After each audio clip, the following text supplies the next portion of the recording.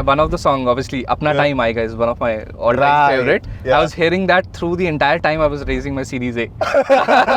I've had instances in my life where people refuse to shake my hand because I work in a crypto company, and this somebody senior from NPCI, and like it literally broke me a bit. And my team members were standing and they were like, and I choked up a bit thinking about that instance. I've never eaten anything in a cafeteria in my entire life. I would say 1 rupee that I would get. I used to love. There used to be a pakoda that canteen used to have. I always stand diagonally opposite to the canteen, so I'm never enticed by it. Save every single penny. So that's where we started bonding. That made you a little teary-eyed, right? Yes. I think remembering that, right? I remember one instance very, very vividly, and that I always go back to, and I always become tearful when I think about it. So we used to boil milk where it used to come, right? So one day, I think a liter of it was like it spilled. It spilled a bit, right? It spilled a bit, and I could see the disappointment or kind of unhappiness in my father's eyes that it meant so much that it's waste of money in a way that we can't afford this. Spotting opportunities early is directly tied to achieving great results. All you need after that is a good plan and the work ethic to execute it. While most were trying to figure out if cryptocurrencies are a good asset class for investments, Ashish Singhal saw an even bigger opportunity. He, along with his co-founders Govind and Vimal, decided to start CoinSwitch in 2017, and within a few months scaled it to profitability. CoinSwitch is now India's largest crypto startup with more than 2 crore users. The group CEO of Peepal, which owns CoinSwitch, and its most recent venture Lemonn, a stock investing platform which crossed 500,000 users mark within 5 months of its launch, is a result of what Ashish calls selfish building. That is, solving your problem, which usually is a problem of many others as well. On the show, Ashish opens up about growing up in Meerut, marriage, family, how he got into crypto, and of course the challenges of running a business in a space which is marked by policy uncertainties. We've been trying to do this for a while, and finally it happened. And when we finally got like a yes from everybody, from everybody involved, from crew and for car and from your team, and so I was like, worst weather, worst time to do this in Bangalore, but well, so be it, right? You really do drive to office, right? No, I don't. So I have a driver. So while commuting to office, right? That's my time to think. Right. I usually plan my day when coming back, reflecting on my day, and lunchtime. Like these are the only 2 times that I keep for myself. The rest all obviously is work. But I usually don't like driving. I only learned driving when I was about to have a daughter. So I knew that for emergency cases I should know how to drive. Until then, I didn't know how to drive. You didn't even know. So when I bought my car, I didn't know how to drive.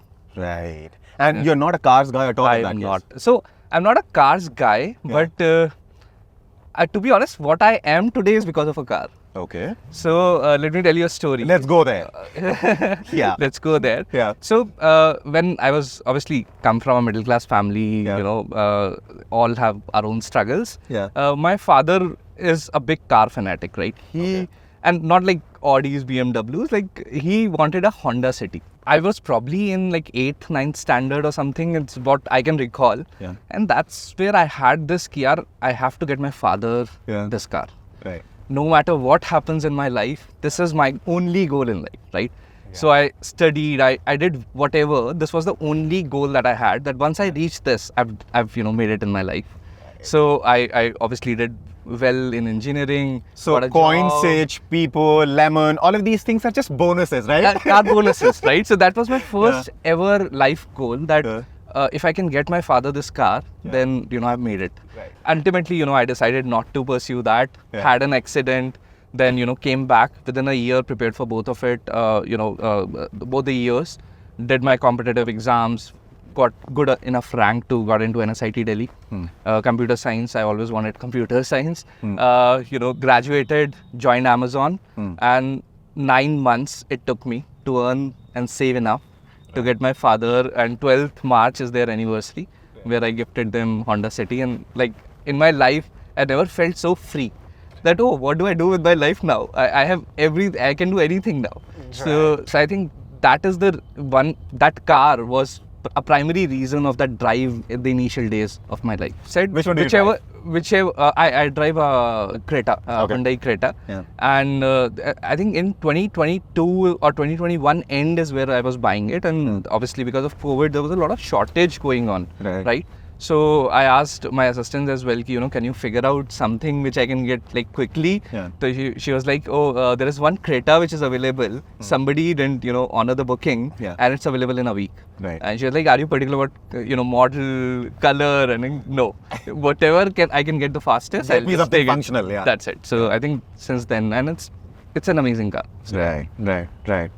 Yeah, because I don't know, amazing car.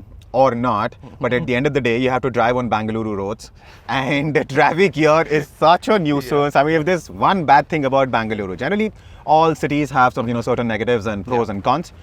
So for all tech things, you have to be in Bangalore. It's a great city, very nice people, weather is amazing all year round. But the biggest problem is traffic, and see what just happened. I think traffic is a problem. It's mostly, obviously you only travel twice a day, which is morning and evenings. Yeah. And since those are my times to reflect on my work, reflect on how I want to plan my day and things like that. So I usually don't mind, that drive because I don't drive as well that much. So sitting on a back seat, preparing for a day, it actually gives me enough time. So I don't mind if there are jams and all those things, and I'm okay with it. But obviously when I'm going out with Khushi, my daughter, that's where I feel like, why can't we reach faster? So we just met Khushi, of course.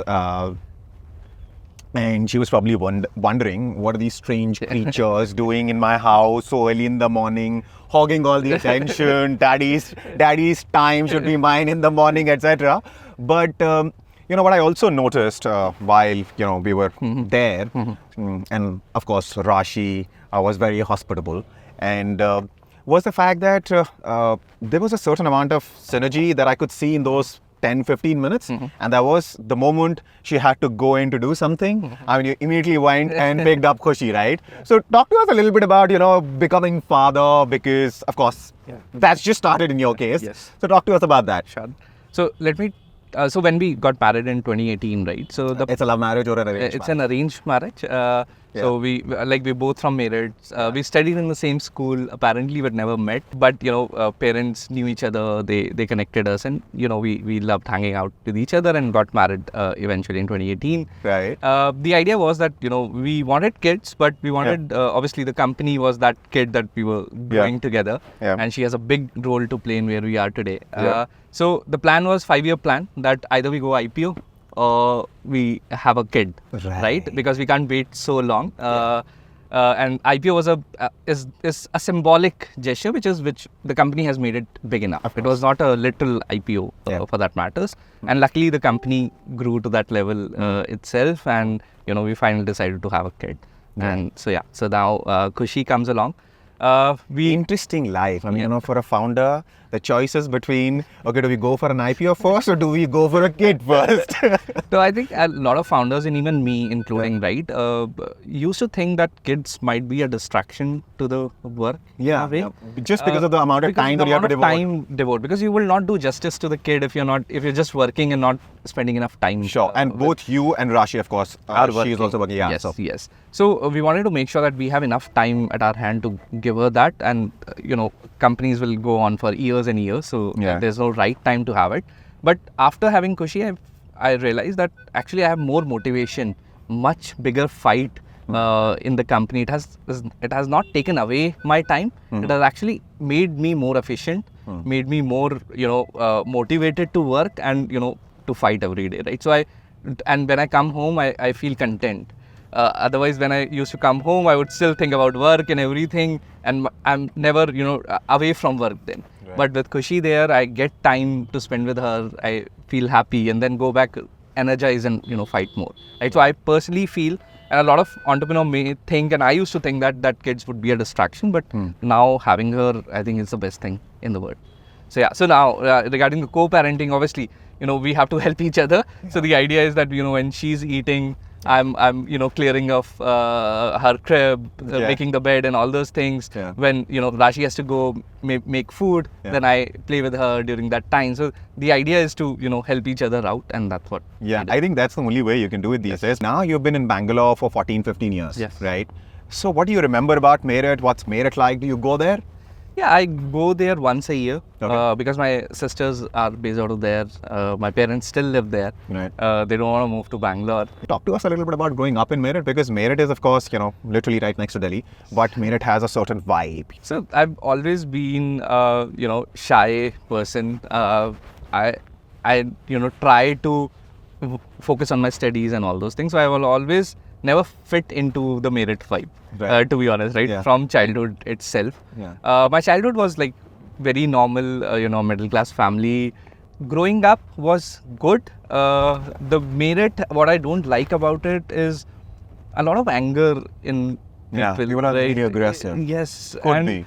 Yes, and there are a lot of good qualities there as well. Obviously, the society we live in, people care about each other and things like that. But when you say on a road, you'll hear people shouting and all those things, and like road rage is a very common thing. Yes, that's such a North India phenomenon. I don't know whether it happens in Bangalore or not, because I haven't seen it. Yeah. You'd know better, but North India, yes, road rage is a phenomenon. Yes. Yeah. So growing up, I used to just keep it to myself. I used to study a lot. So my routine usually used to be, just go to school, go to my classes, study as much as I can. So been a good boy all throughout. All throughout. I think not for the initial I think till I was, what the first memory that I have of me growing up is getting beaten up by my mom. Right. Because I didn't want to go to school. So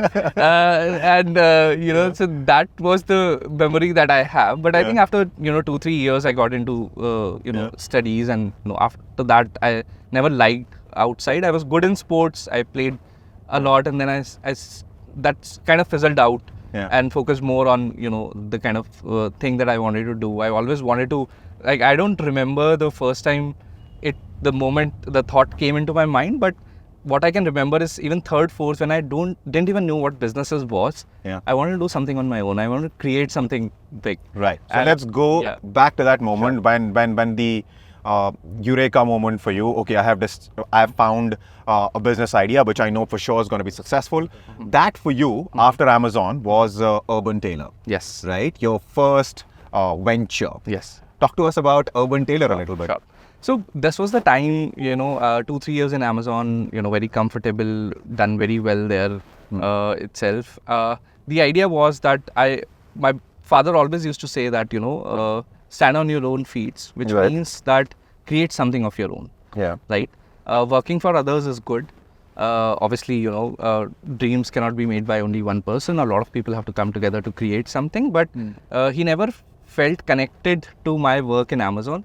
I would tell him that, I did this and it brought $100 million to Amazon. Yeah. And my father always thought that I could do more. Right. And always I believed in myself that I could do more. There was a Uber craze that day, right? Uber for X, Uber for this, Uber for that, right? So Uber was for obviously cabs, but people were building, different Uber models, applying it on different industries. And one of my friend approached me. He wanted to do something for tailoring, where he wanted to create an Uber for tailors, which basically helps you get fitted clothes right at the comfort of your home. Right. Where So the friend convinced you to come on board. Yes. Okay. And to be honest, because I come from technology, I didn't see a lot of tech in this, but ultimately I wanted to learn everything about building a company. So you knew right from the start that this could fail. This is not even the thing which I really want to do.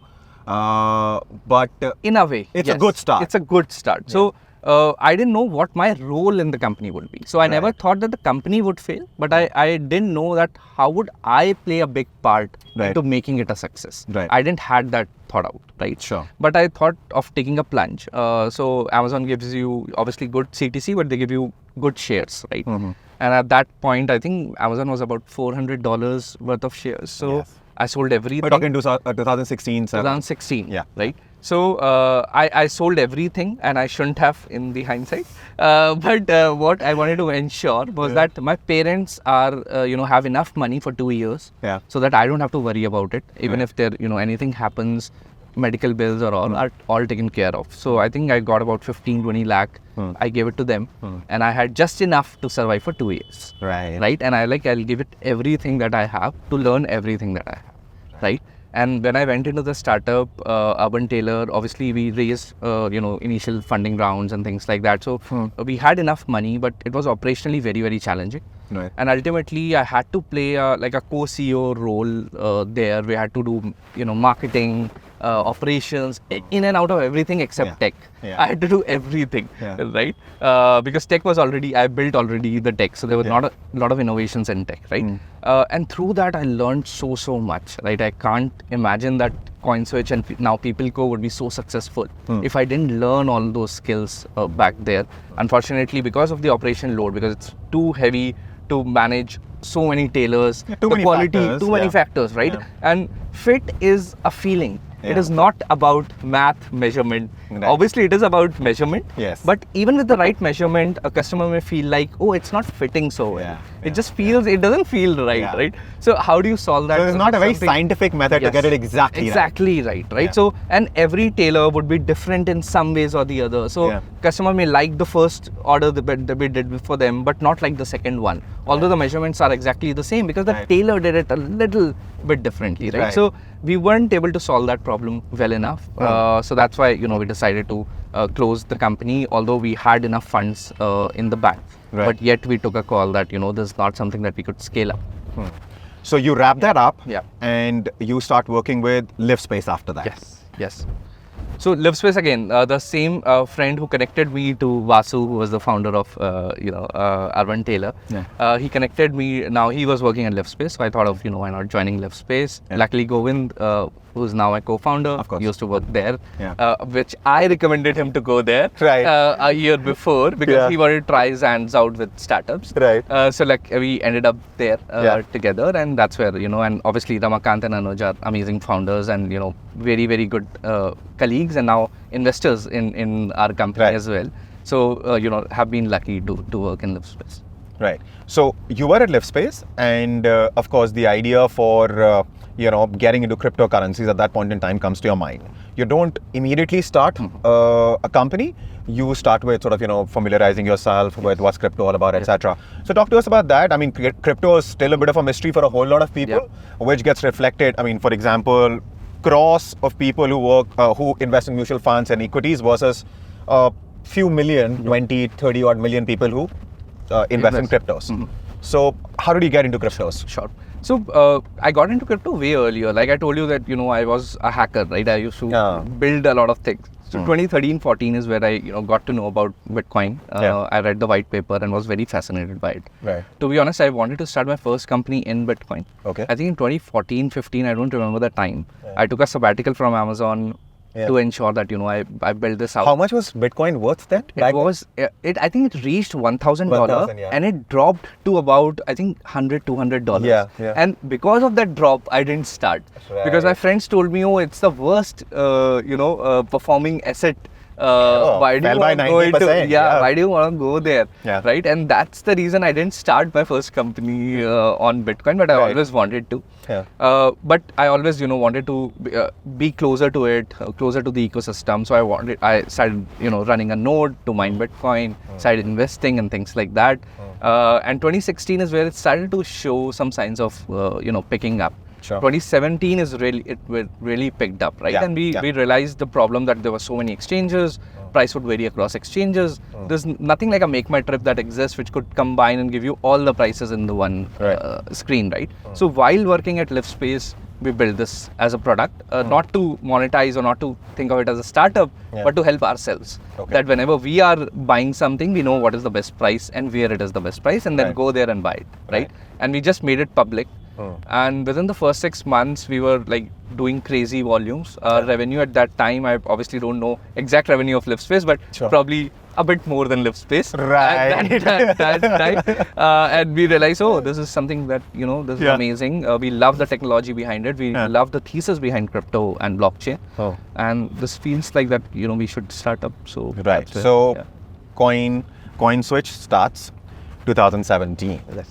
Operating in such a difficult space. I mean, running a startup comes with its own set of difficulties. Then in this kind of a space, talk to us a little bit about, trying to strike a balance between, of course, the regulation and policy related issues and, of course, running a company smoothly at the same time. So this reminds me of a statement Paul Graham made, and what he says is running a startup is like intellectually solving the most difficult problems in the world while fighting a lion. Right. It's like that, right? So on the ground, obviously, running every startup is very, very difficult. The amount of challenges that you face is enormous. You will not even expect those challenges will come in, but they will come in. And especially in the crypto space is a bit harder. Obviously there would be other spaces where it's harder as well, but being unregulated, everyone looks at you that, oh, crypto, you're doing something wrong, right? So all authorities, everyone would look at you as, you are in the wrong in any way possible. Getting a bank to work with you is a challenge, right? Nobody would want to work with you. All RBI regulated would say, oh, simply we don't want to work with you.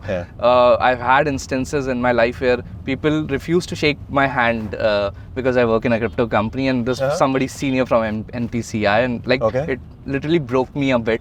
And my team members were standing and they were like, and I choked up a bit thinking about that instance. But those instances tells me, right, that's because of the stereotype. I mean, of course, to an extent, there are certain things which are true, as in bitcoins and other cryptocurrencies are often across the world used to carry out, illicit activities, pay for them, etc. You have to look at how we have built that infrastructure, right? So CoinSwitch is, one of the most compliant crypto platforms in India. We don't allow crypto withdrawals. We only allow to a certain set to ensure that the money is coming in from your account. You're using our platform as an investment platform. Money goes out back to your bank account itself. So it's like as simple as stockbroking and following all the compliances at that level itself, right? So except that it's not regulated by the government. Except it's not regulated by the government, but the government has no control over it. So we expect that once it gets regulated, these are the regulations that would come in. Sure. So as far as regulation and transparency related matters are concerned, even if they're solved, what you've recently seen, what happened with WazirX? Crypto, like I said, right, it is the first truly internet money. It can move from one place to another in a moment's time, right? So for every exchange, because we are the custodian of users' fund. When users buy crypto on us, we have that procured and stored in our custody. If that funds get stolen, that actually money getting stolen, right? It's very hard on in the crypto ecosystem to get it back, because it can go through very anonymous channels. You can liquidate after years and years, so you don't get control to get it back.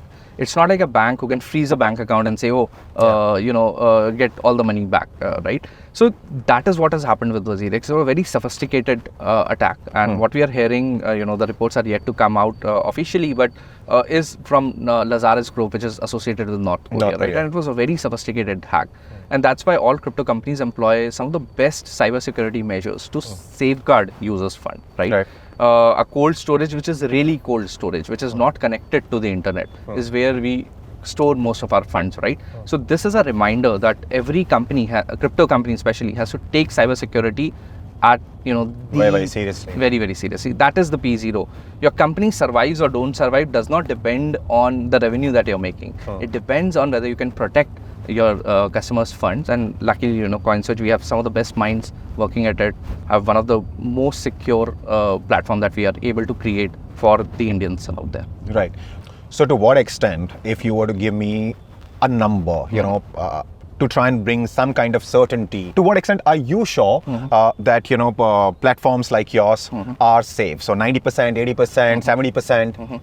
So if you ask this question to any platform, right, they will say, we are secure. We feel that it's 99.99. But it's that 0.01% chance which you have to keep on working on. It is a never-ending game. It is not what percentage or what number it is.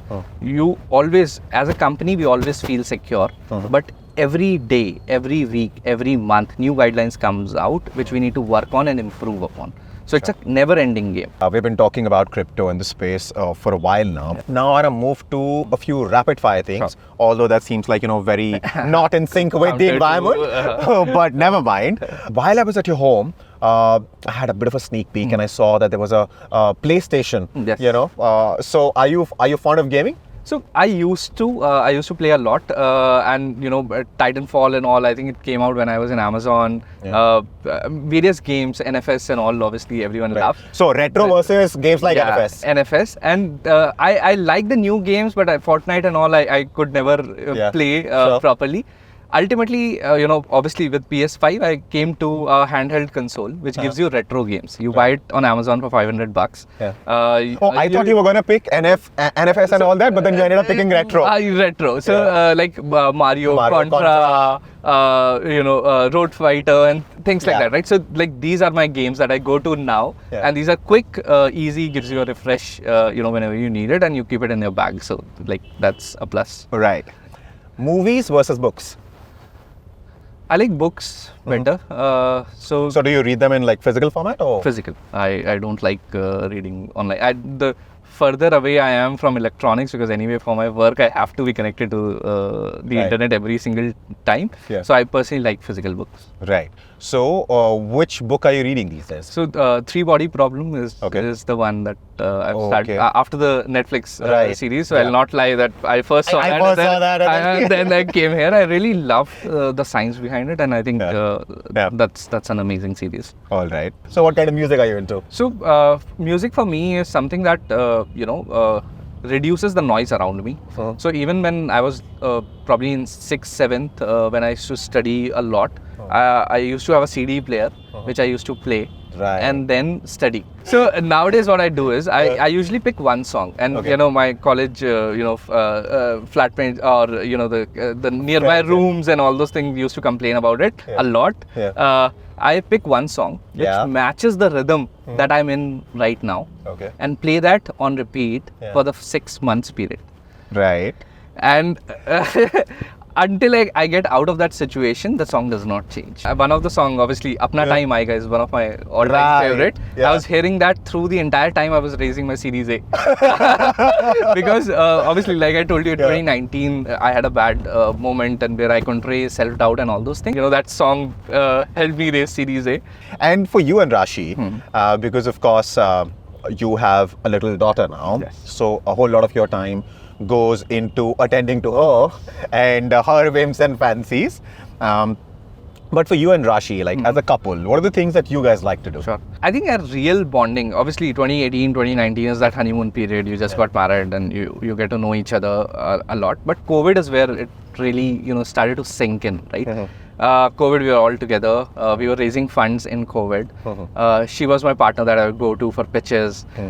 Actually, she's the reason that we are and we are doing what we are doing, right? So when I was, like I told you again, I'm going back to that moment in 2019 where, I couldn't raise and I had self-doubt. Rashi told me, don't think about the pitch. Don't think about what you want to sell them. Think about what you want to build. What you will be truly happy with building. And I told her that, since childhood, I ever felt that my parents were cheated and they didn't get the opportunity to do right. They did right by everyone, but when it comes to them, I think people didn't do right in spite of struggling with money, not having money. Nobody helped them, extended the help ki yaar, I can lead the way, or you can trust me in that way. I want to build a platform that no kid in their life has to feel that their parents are in that, or they themselves feel more there is someone along the way who can help them guide in the right direction, right? So I think that's where the inspiration comes from, of making money equal for all, and I think I always thank her for that. So that's where we started bonding. You're a little teary-eyed, right? Yes. I think remembering that, right? I remember one instance very, very vividly, and that I always go back to, and I always become tearful when I think about it.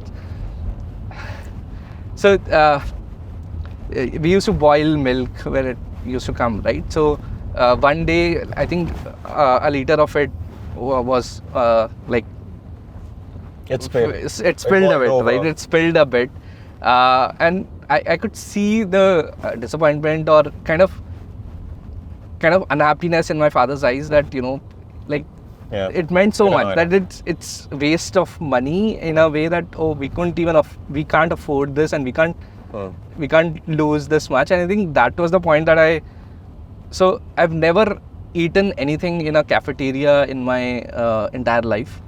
I would say 1 rupee that I would get. I used to love. There used to be a pakoda that canteen used to have. I always stand diagonally opposite to the canteen, so I'm never enticed by it. Save every single penny to make sure that whatever I could help Your parents with, right? So I think like those are the moments which keeps me fighting every single day, because I know that a lot of families, a lot of people even today are going through that. Can I make just 1% difference in their life, right? And I would have done my job, right? And I love that Steve Jobs making a dent in the universe. That's what I live by as well. And I think that's what motivates me every time I'm down, because there are a lot of moments where I'm down.